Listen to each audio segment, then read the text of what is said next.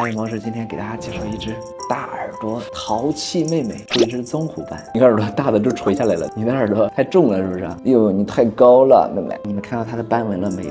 它是一只标准斑纹，特别好看，你看层次感很好。你们还记得我之前分享过棕虎斑，它分为黑棕色，会比较冷酷一些，还有一种就是金棕色，它全身的毛发金色的面积会比较多一些。